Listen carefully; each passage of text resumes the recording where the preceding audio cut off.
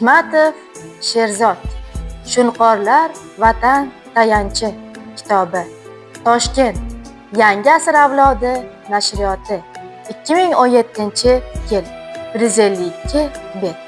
Ushbu to'plamda muallifning hayotida sodir bo'lgan voqea hodisalar aks ettirilgan bo'lib, unutilmas onlarning o'ziga xos sodda tarzda yoritilganligiga guvoh bo'lasiz.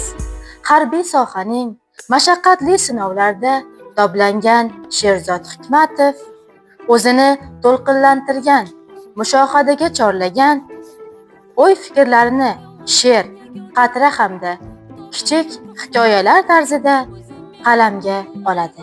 Kitob keng kitobxonlar ommasiga mo'ljallangan bo'lib, yoshlarimizni vatanparvarlik ruhida tarbiyalashga xizmat qiladi degan umiddamiz.